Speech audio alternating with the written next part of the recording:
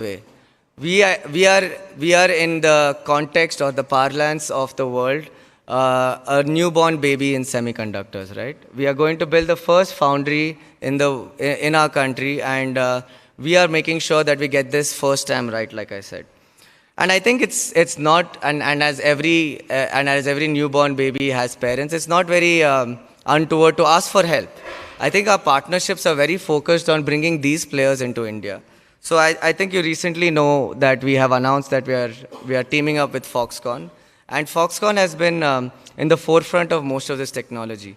They are no strangers to India. They have been in India, they're in Tamil Nadu, and they want to make sure that they succeed even more in India. And I think that in February this year, we signed an MOU where we said we will build 28 nanometer foundry fab with about 40K wafer capacity. And the construction of this foundry fab is expected to commence in the second half of this year. We expect to start commercial production by 2026. The fab should finish before that, and we'll have some ramp-up time for it. And this is not where we stop, right? 28 nanometers is but the start. Shall we go to 22 nanometers in 3-4 years? Is already being explored. Shall we go further down? Will also be phase 2. So we are obviously going to make sure that we are not only in this for a one-hit wonder. We are here to sustain. We are here to make sure that our foundry can then do R&D and then make sure that we are making our own patents and we become truly self-reliant even in this aspect. So again, I think, let's go to the next slide, please. So I think again, India becomes a global hub then for design and engineering, right? And we are looking at India meeting not only local demand, but starting to even, export to other countries. And we are going to have established semiconductor fabs, and these initial capital investments will be for lesser than 28 nanometer nodes. And this is going to also be a marquee project to show other fabs, other projects that you can come to India, you can build it, and you can actually be successful in it. It's going to be a hard road. It might be a lot of difficulties, and I'm not complacent enough to believe that we will not face a lot of hurdles in this. But that is where I think, like I said, one pillar won't hold up a whole house. We need other pillars, and that is where we are going to do. And this talks about the fourth point as well, right? Skilled and talented workforce, not only in the manufacturing ecosystem, but also in the leadership. We need leaders from around the world to come and lead us through it. We need a workforce coming from Foxconn, workforce coming from India, tying together from Taiwan, and all breaches of society to come together to say that we are going to use this as a lucrative field in our career. So that is, I think, a future that we can see in this market, right? So with the ease of doing business and favorable government policies, and with the dreamers, changers, change makers, and futurists, I feel the future for both display and semiconductor is not a tall order. So I think we're at the end of this session, and thank you everyone for listening to this. And I've spent 1.5 days talking to all the individuals. I've spoken with the ministers. I've spoken with all our stalwarts from the industry, and it's a very humbling experience. And I think our chairman has the vision, Prime Minister Modi ji has the vision. It is, but they are the bow and I am the arrow, and I'm making sure that I'm keeping my head down, learning, and making sure we make this a possibility. So thank you for all your support, and thank you for listening to me.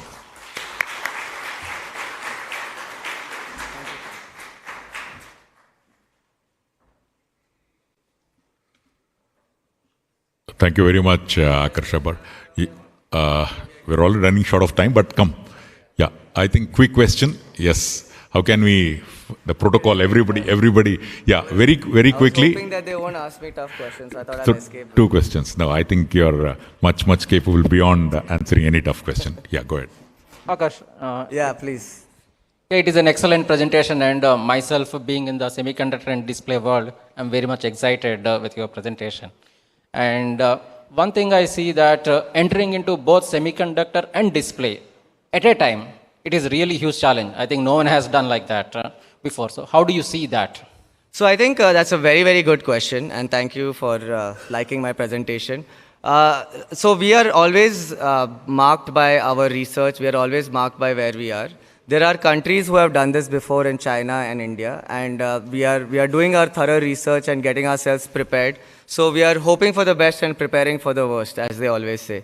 So I think it's very, very clear how we are going to design the factory, how we are going to build the balance of equipment around it to make sure utilities are used both in display and in semiconductor. We have earmarked the acreage that we require for it. We are also looking at a lot of tooling that will be done in different parts of the world to kind of simulate these opportunities. And then we are going into it, right? But taking decisions, moving forward, learning is going to be part of the process. It is a Herculean task, like you said, but we are being well prepared for it. Thank you. Yeah. Any other question? Oh, that, okay.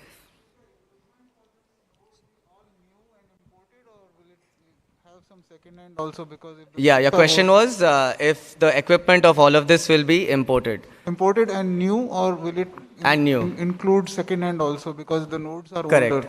See, our tech partners are very enthusiastic to make sure that we have a fully functioning, orchestrated, or well-oiled machine over here.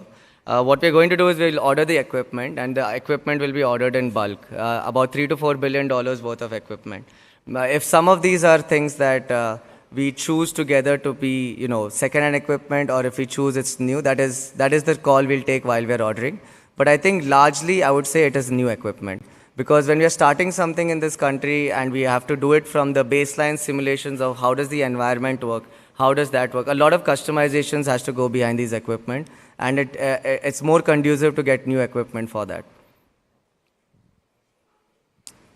I hope that answers your question. Yeah. Okay, thank you.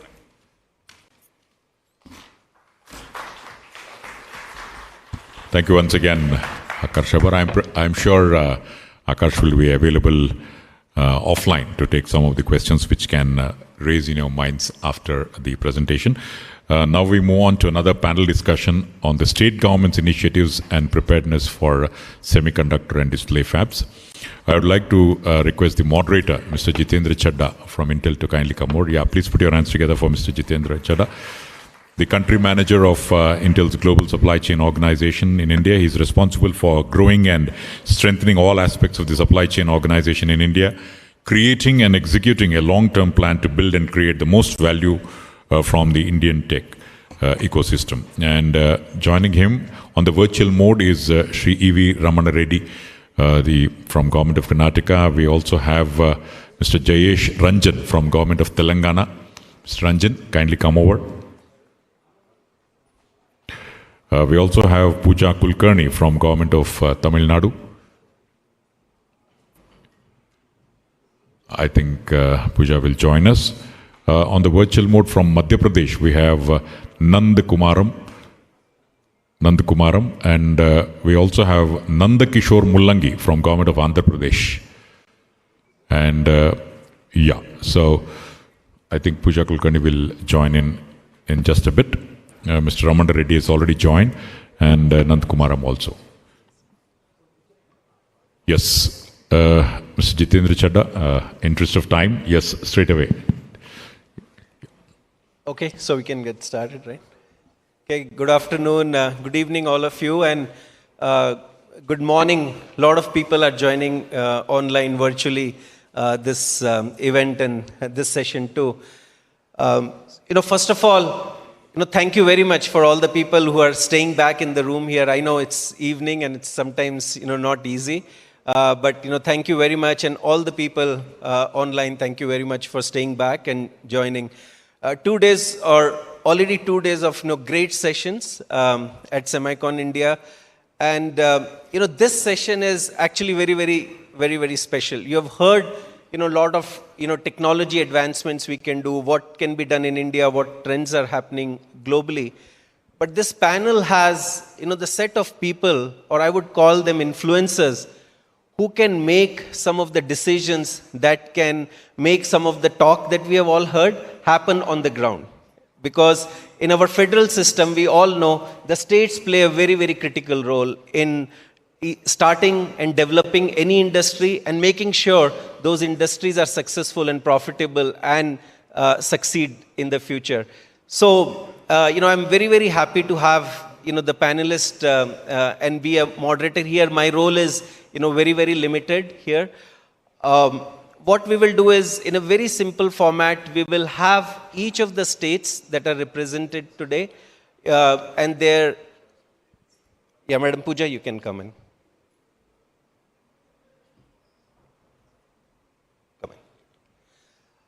They will talk about, what have the states done already to make sure we have not only the right policies, it's not just about incentives, but what is the overall environment we have created in each of the states to make sure we can attract the right, companies, right consortiums to come and invest for semiconductor manufacturing fab and display fabs. I think that's the focus area for today. We can extend it a little bit to ATMs and OSATs, which is assembly and test outsourcing also. So without taking much time, we have 5 states represented today. On my right on the stage, we have Jayesh Ranjan, who is the IT Secretary for Government of Telangana. On my left is Pooja Kulkarni. She's responsible for bringing in investments in multiple aspects or verticals of the industry, and she's representing government of Tamil Nadu. Nanda Kishore Mullangi, he is representing Andhra Pradesh, and he has the responsibility to grow the IT sector in the state. We have 2 panelists who are joining virtually. Mr. Ramana Reddy, sir, he is IT secretary, well known in the Bangalore, and he is representing Karnataka, of course. And we also have Mr. Nand Kumar from Madhya Pradesh with the responsibility of growing the IT sector in Madhya Pradesh. So that is the power of the panelists we have today. I think what we would see is each of the panelists will talk about their states, and it would be not only just the marketing job, but reality on the ground, what is happening in each of the states. And one of the things I'm hoping it would be a very friendly competition we will see, for the next 45 minutes or so. So without taking much time, I will have Mr. Jayesh Ranjan on the right, start with Telangana and the story of Telangana and how he is going to promote the manufacturing in the semiconductor space in his state. So over to you, Mr. Thank you very much, JC. Greetings to fellow panelists, greetings to members of the audience. First of all, I would like to convey my gratitude to METI for giving this opportunity to the states as well. While this is a very important national flagship mission, but the recognition that states are going to drive this agenda is very much there. And thank you, Mr. Amitesh and other colleagues from METI for creating this panel, especially for states, and then curating which are the states which are going to share their thoughts here. So, JC, when you prefaced your comments, you mentioned you are going to discuss how are states ready, what are the states' readiness for this initiative. So let me share something. In fact, you are an old-timer, you will know this. Many others who are old-timers will also know this. Hyderabad has been ready for a fab since 2006.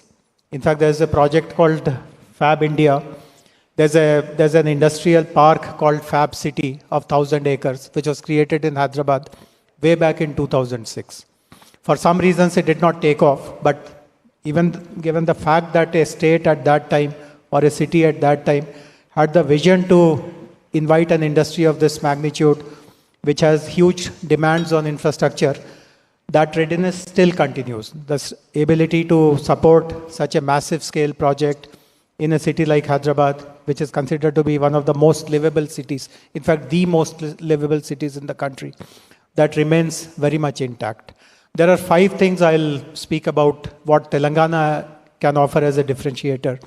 First of all, more than anything else, I mean, I'm sure the representatives of companies who are seriously looking at the big elephant in the room, which is about the incentives. I'm sure the incentives that Telangana will be offering will not be any less or kind of inconsequential before others. But more important than anything else, is the fact that we value this industry. The government of Telangana, we have, just as the national government has a very important ambition of increasing our economy from $3 trillion to $5 trillion. Telangana government's endeavor also is to triple our economy by 2030. And we have identified certain drivers, certain levers on how this will happen. I am the principal secretary for both industries and information technology, and 3 of the levers which we are going to work on are going to be looked after by me and by my minister, Mr. K.T. Ramarao. And semiconductor is one of the most important levers. In fact, when the state was created as a separate state in 2014, IT department is there literally in all the states. We were perhaps the only state at that time, and perhaps still one of the very few states which had a separate wing on electronics and semiconductor in the IT department itself. And we have a full-fledged director for semiconductor. We have a team. In fact, they are all here around. I mean, I don't see them now. Maybe because I am speaking, they have chosen to slip away. But they're very much around, and you'll be happy to interact with them and see the level of professionalism they have. So this is the first point. This is a sector that we really value. The second important differentiator about Telangana is that the infrastructure is in place. There are 3 high-tech parks, high-tech electronic parks, and the beauty is that all of them are in close proximity to the city. So I really don't know about other states and other cities, but here the advantage will be that all your professionals, all your expatriates, all your employees, they'll have the fortune of living in the most livable city in the country and just managing a short commute to work. And we take complete responsibility of the quality of infrastructure. I already mentioned that we are in readiness with the infrastructure since 2006. And we have continued to build upon it. It's a power surplus state today, water surplus state today, and we understand the requirements. I mean, it's the requirements of power, water, etc. are obviously humongous, very different from the requirements of other industries. But we know that, and still we are willing to stake a claim on the table that we are able to match that without any hitches at all. The third very important thing is about the industrial climate in Telangana. In fact, I feel very fortunate that for the last 7 years, I'm the IT secretary in the state. I'm the industry secretary in the state. I can tell this with absolute confidence that not even a day's of work has been lost in Telangana due to any unrest or any kind of indiscipline or anything. So you will have this opportunity to be in a state with perfect labor relations. And these are certain things which you really cannot put a value to. Suppose I tell you that I'll give you X amount of incentives, but I'll also guarantee your peace of mind. Now, what value will you put to that incentive? Will you say that it is worth 100 crores or 200 crores or 500 crores? You just can't value these. So some of these kind of things which no one else will be able to guarantee to you. I'm willing to guarantee if even a days of strike happens or some unrest happens, you can levy hefty penalties on the government. We'll be willing to write that check for you. So how can you take care of that? So this is the third thing. The fourth thing is, of course, the availability of talent. I'm sure that people are aware about Hyderabad. While I'm sitting in Bangalore, I can again make a very bold claim that 30% of the workforce in Bangalore is of Telugu-speaking people. If you go to any office, if you just walk in the cafeteria, you'll hear either English or Telugu being spoken. I think people who are from, they speak Kannadiga, isn't it? They I don't think like to speak in their language. But so the talent of Hyderabad is quite well known. We have best quality institutions, and the government has a program. So I would like to make this clear that if there are any kind of skill sets that you are expecting from the workforce, which is typically not taught in the colleges or polytechnics currently, the government will run courses at our cost on your behalf to ensure that the kind of talent you require is ready to be deployed on a live production line right from day one. So you don't have to waste time and effort in recruiting, training, retraining, allowing them to make errors and learns. We will do all that for you so that your operation starts right on day one. Your quality of business is there right on day one. And the last thing which I'll mention this, And again, this is a reputation which has become very, very strong, particularly in the last 2 years of COVID, which is about the responsiveness and accessibility of the government. In fact, I'm not in Hyderabad, but if you ever come to Hyderabad, just meet any of the top CEOs of the city. If you meet the top 500 CEOs of Hyderabad, each of them will have the personal phone number of our minister and myself with them. And they feel no hesitation in reaching out to us at any point in time for any issue. And not just that they reach out, they also feel amazed at the speed of response they get. Typically within 2 to 3 hours, whatever issue there is resolved. And this is the reputation that we have earned, that Telangana is one state where the red carpet is shown, not just to snare the investor, but continuously. Even after the investor is in your state, you're guaranteed that he's putting his money in your state. You continue to respect him, honor him, and handhold him, and whatever niggles or challenges he faces, you take care of him. So I personally feel that Telangana stands out for these reasons at least. And I know that many of the companies who are interested in setting up the fab or OMTP or STP, many of them have started conversations with us. And I do hope that they will fructify and will be able to showcase something which will be worthy for the whole world to appreciate. Thank you. Thanks, Jayesh. Very, very strong points. Like you heard, really the focus on tripling the economy in the next eight years or so. Semiconductor being very focused element of that growing economy. And also beyond, I think what I heard from Jayesh was beyond just the incentives, there are a lot of very ease of doing business environment that has been created in the state. And that's what,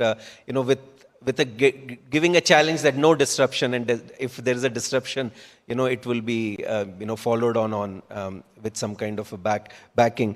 So, with that, what we will do is, we will go to our panelists on the virtual forum here, so that we are going one here and one on the virtual forum.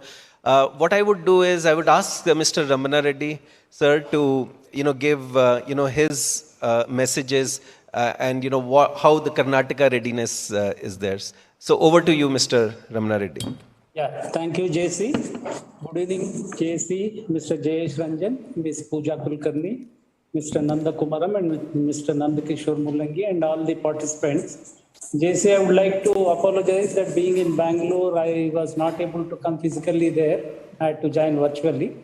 Secondly, you mentioned about the competition. Competition is always good, and I assure you that this will be very healthy competition.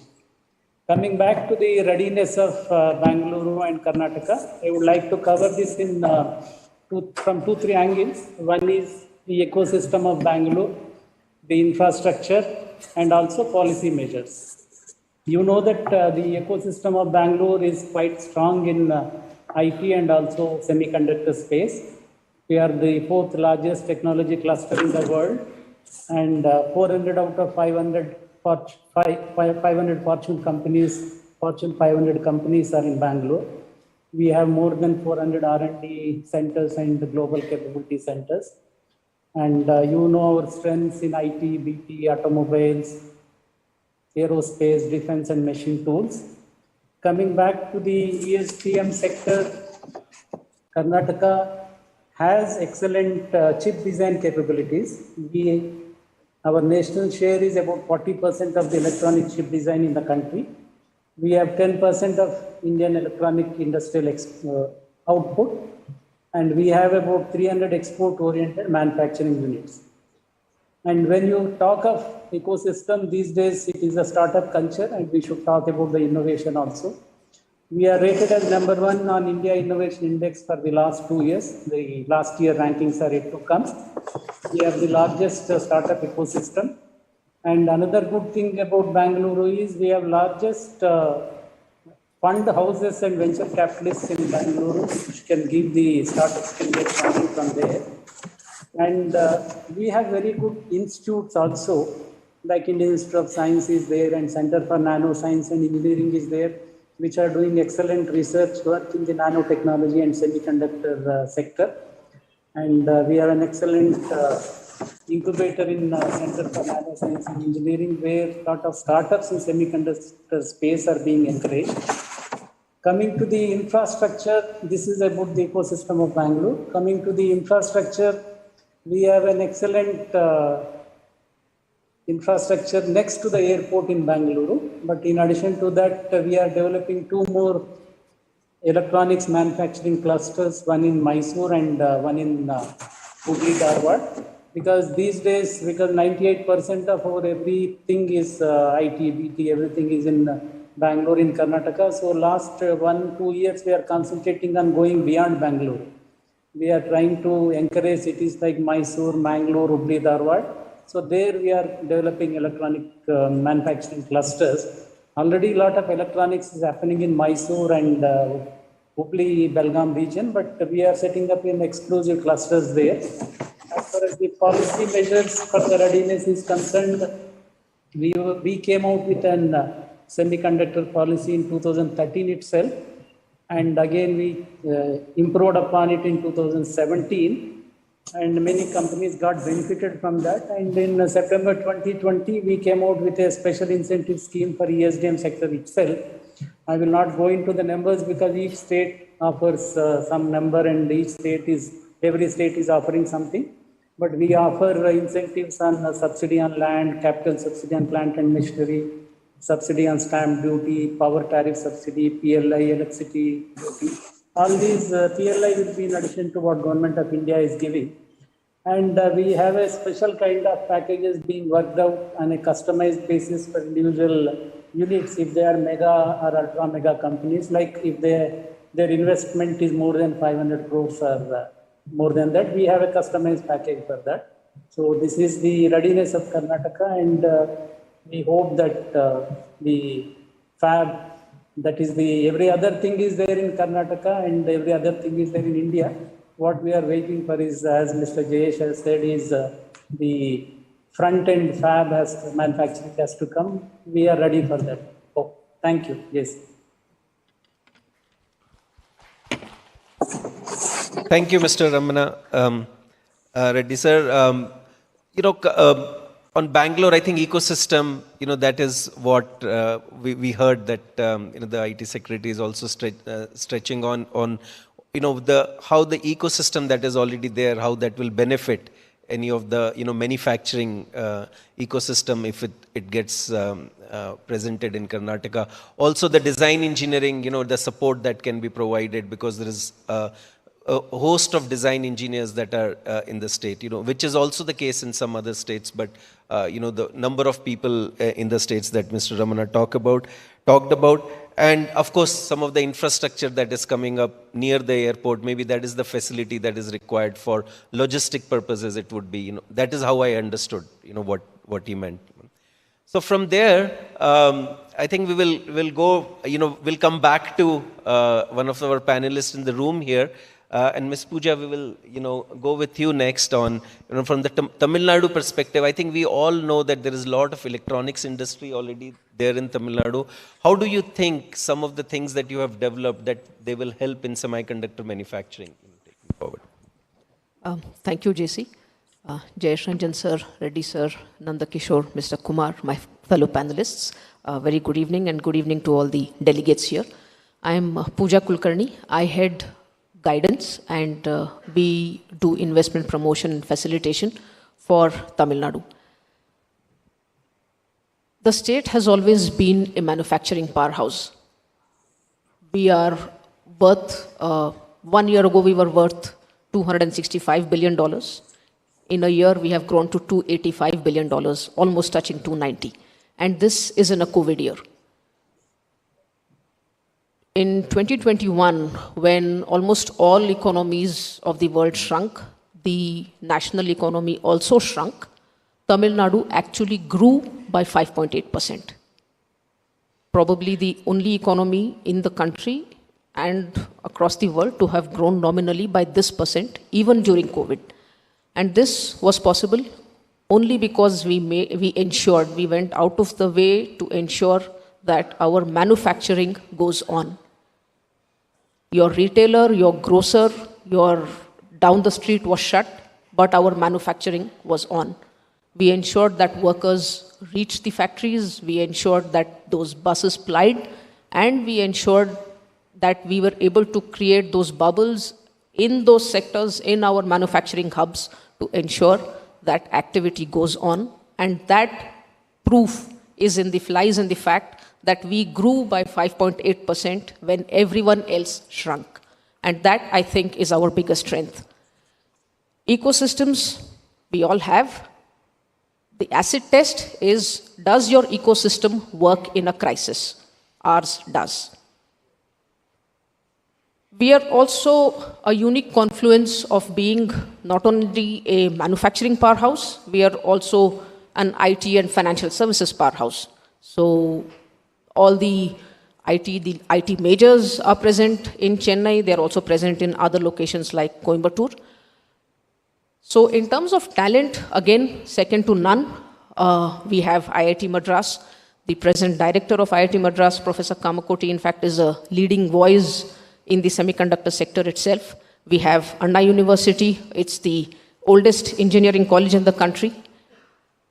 We have the private universities. Everyone knows VIT, everyone knows SRM, everyone knows SSM. So in terms of skilled employees, and we're talking about skills at the PhD level, at the MTech, MS level, again, you cannot get better than this. And all these institutes are not spread across the state, they are all in and around Chennai. So the cluster, the hub, the land that we have identified is in this manufacturing hub. JC already spoke about electronics. We are an electronics powerhouse, we are an automobiles powerhouse. And automobiles today are more electronics than mechanical. I mean, in a few years' time, an automobile will really be a computer on wheels, right? So in all these sectors, we are already a manufacturing powerhouse. Every second car that is exported from the country is manufactured in Chennai. 1/5 of our electronics exports are manufactured in Chennai. And I'm talking about electronics straddling all domains, IT hardware, peripherals, mobiles and telecom, consumer electronics, and all of these. So we provide not just a manufacturing ecosystem, what we provide is a ready and immediate market for the semicon product producers themselves. We expect that consumption within Tamil Nadu would by itself be a large market for the semiconductor industry. And that is something unique, I believe, we have to offer. In terms of availability of infrastructure, the land is already readily set. It is within this hub, the electronics manufacturing hub that we have set out land. So availability of labor at all levels, availability of employees with the highest qualifications is readily available. Power is not an issue. We are a power surplus state. We also hold the unique distinction of being the 9th largest across the world. Again, we are comparing a state to countries. We are 9th largest in terms of renewable energy. 50% of our installed capacity is actually renewable, and which is what manufacturers are asking for more and more. We find exporters, in fact, all the electronics exporters are now asking for renewable energy because that is, the movement is towards sustainable manufacturing. And that is something that we are confident we can provide. We also have the potential of offshore wind, which we believe will be available in about 4 to 5 years' time. And the potential on that alone is 30 gigawatts. Mr. Amitesh Sinha is here, who was earlier piloting the offshore wind. I mean, he knows better than most of us in this room what's the kind of potential that we have for offshore wind on the southern coast of Tamil Nadu. So in terms of availability of power, not just power, I'm talking green power, we are surplus, no issues. Water, again, if I can say that if there is any place where we can definitely assure water, come rain, come shine, come drought, it's Chennai, because at the end of the day, desal, it will always come to our rescue. We are setting up 2 desal plants of capacity of 550 MLD in the city. And this is apart from what we already have. So in terms of availability of water, fresh water and desal water, there is absolutely no reason to worry. So availability of infrastructure, availability of skilled labor, availability of an ecosystem, an R&D ecosystem, all of that is what you get in Chennai. Most importantly, what you get is a manufacturing ecosystem that works even in a crisis. And that, I believe, is our greatest strength. Support from the government in terms of incentives. We have already shared our policies with many investors, and we've also shared it with Mighty. As per our policy, the incentives that we offer go up to 40% for this scale of investment. It will easily touch 40%, and that would be offered as a reimbursement over about in 2.5 times the period of investment. This is as per policy, but for marquee investors, we always have a structured package of incentives, and we would be very happy to discuss that across the table. So I would once again extend a warm welcome to all of you to come to Chennai, have a look, and then you can see that the proof of the pudding lies there. Thank you so much.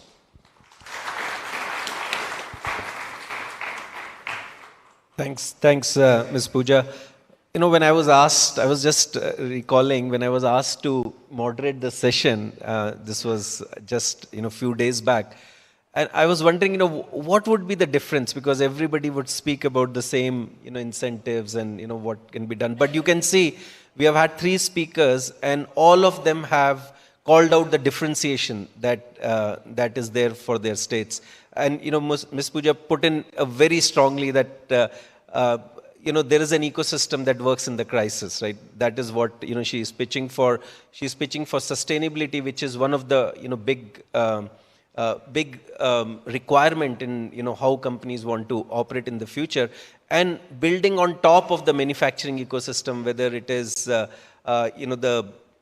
every second car being done from Chennai or Tamil Nadu to every 5th electronic product being manufactured in Chennai. So very differentiating points from each of the states, and I think for all of us companies, we should make a note of it and see what works the best. And for India, it's a win-win because of all of the great pitches that are being made here.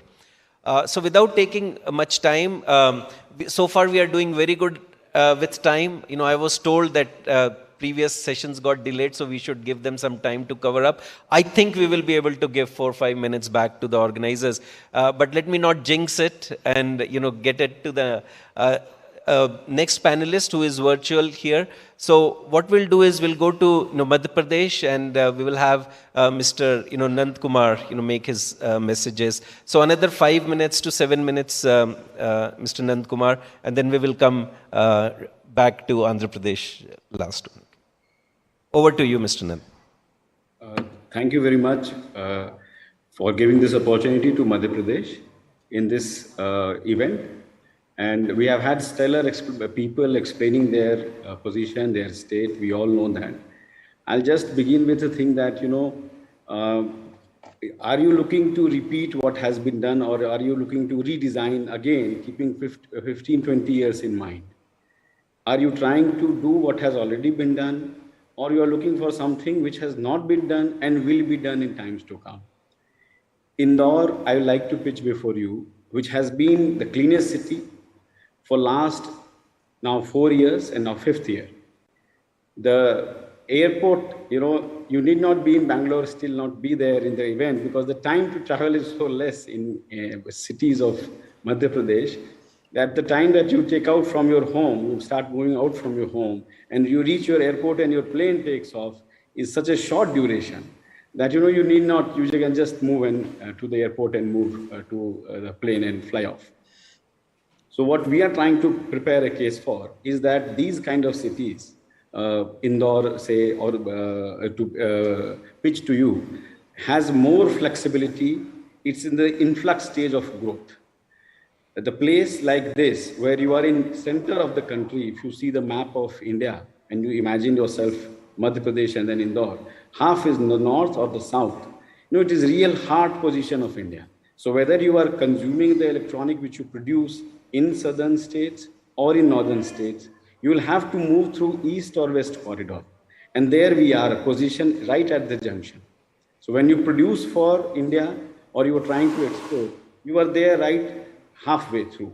You can cover almost 80% of the population from MP in duration of 6 hours travel.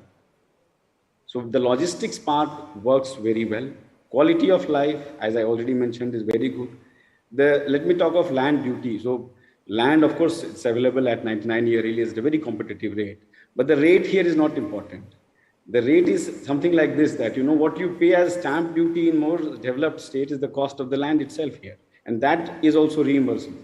The registration duty is reimbursable. So the prices are very low. The water supply, I will talk. We are upper riparian in Narmada and the Chambal Basin.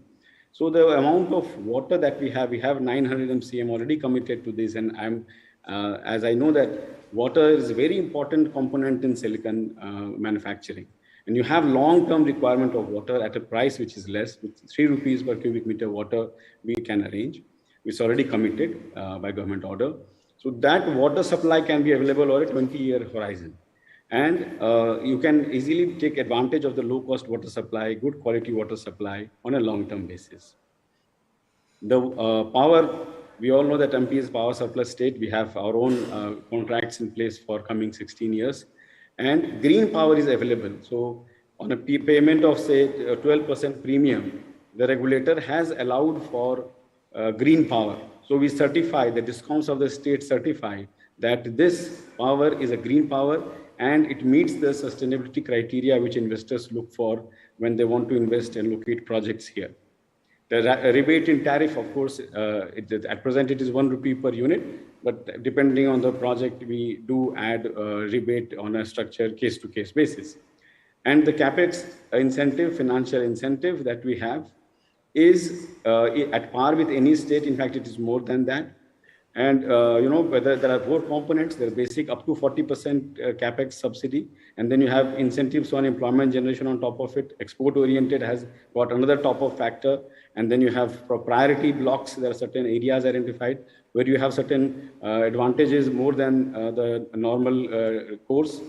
We have identified certain areas just close to Indore, the sweet spot I was mentioning, where within 25 minutes travel time, you will reach an industrial area, Vikram Udyogpuri, which you have placed before METI team to evaluate that project and pass it on to the investors. And we are in touch with certain investors also.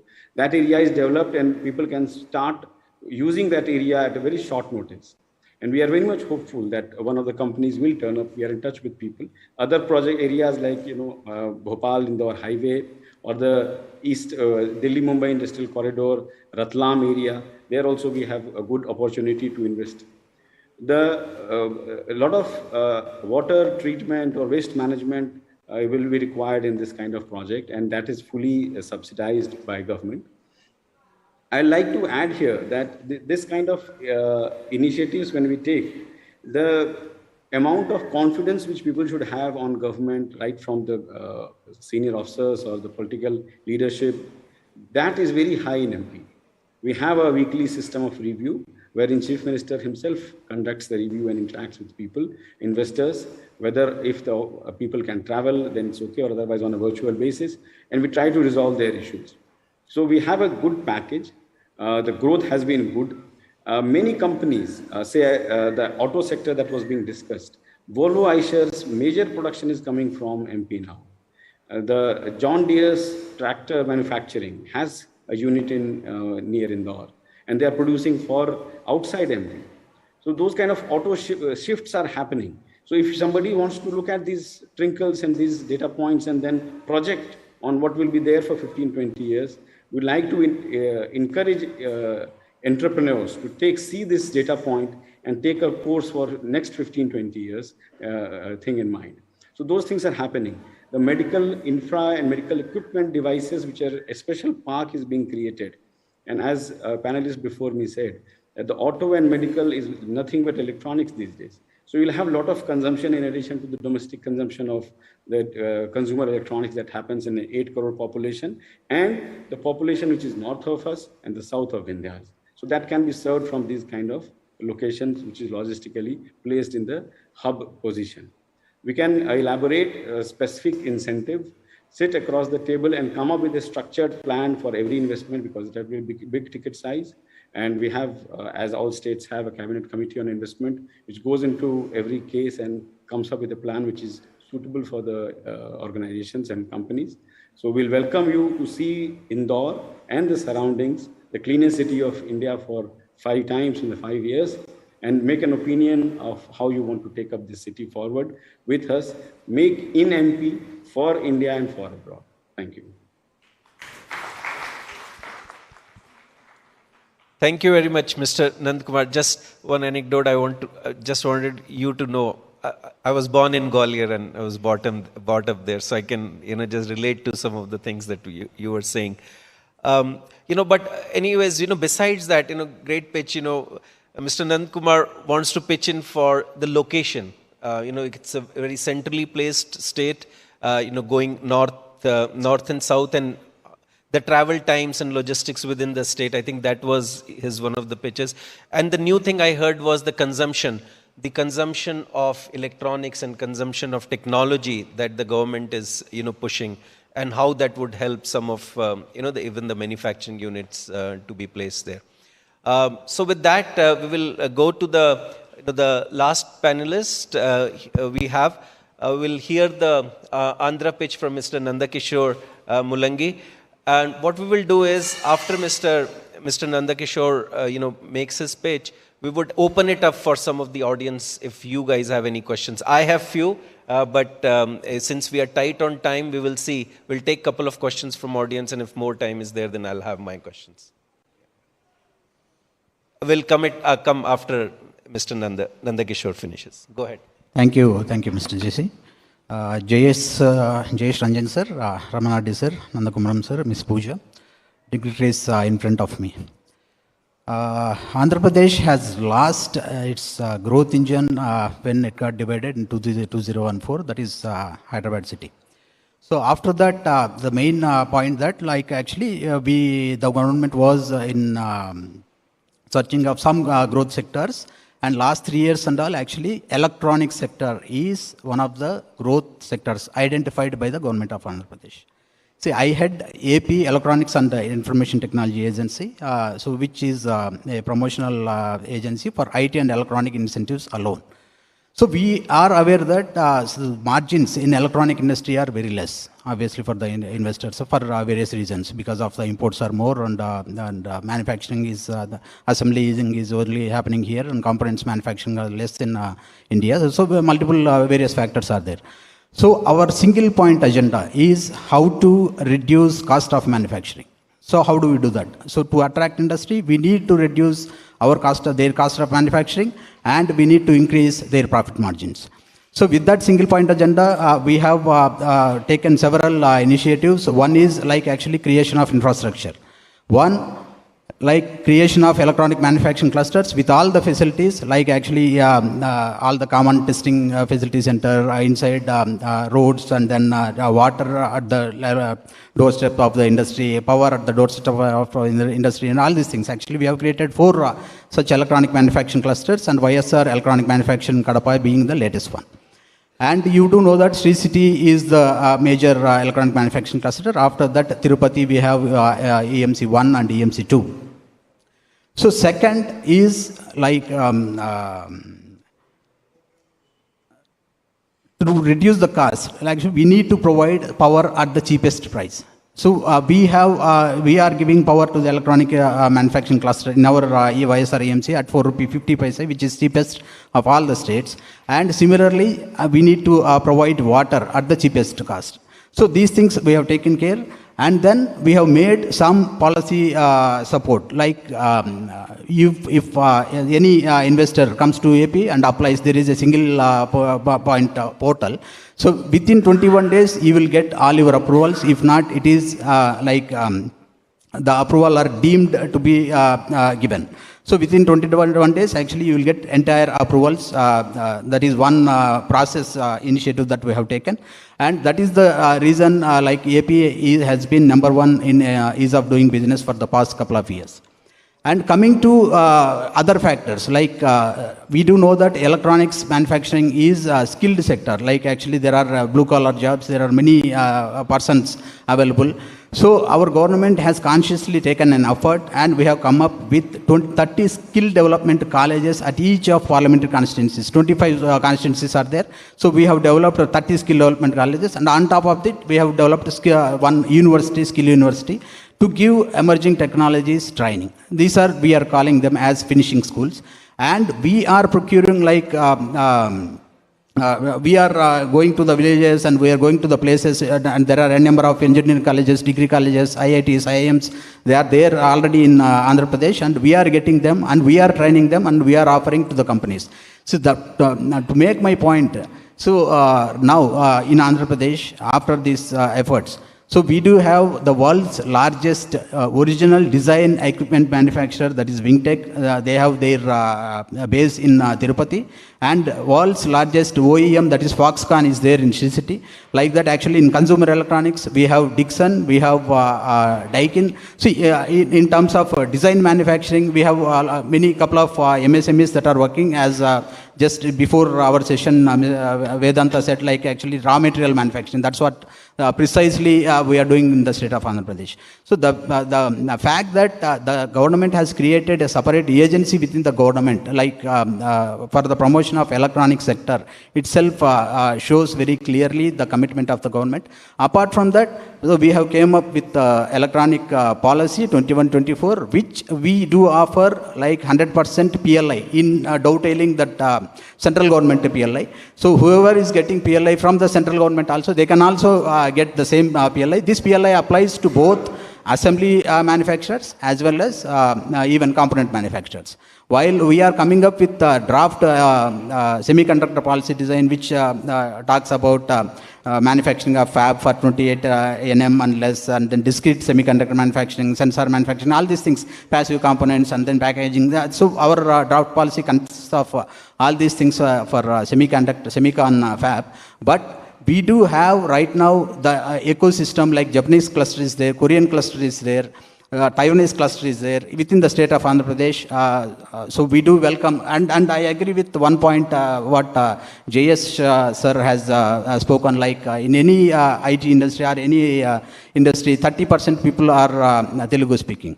So out of those 30%, majority of them are from Andhra Pradesh. Thank you. We welcome you all. Our team is sitting right here. So please, anyone. Thank you so much. Thank you, Mr. Nanda Kishore.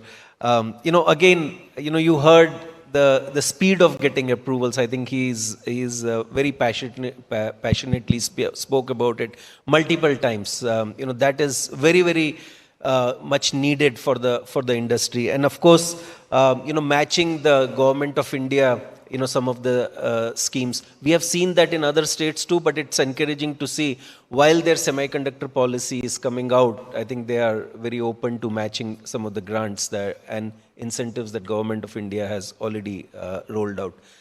So with that, we come to end of our panelists giving their pitch for their states. I think very, very encouraging to see that. And I think now the ball goes back in the court of the industry to come back and have the same panel and say the readiness with all of the good features we have seen from different states. And one of the things I would highly recommend, I saw some Invest India folks sitting here and ISA folks sitting here. I think some of these things we keep listening, but there is not one place I can go and say, what are some of the features that we already have, or the industry partners can go. So I would highly recommend, somebody takes that lead and, put all of this in one place. So with that, we will start to get some questions. I see a couple of hands. I saw Mr. Pallam Raju raise his hand in between.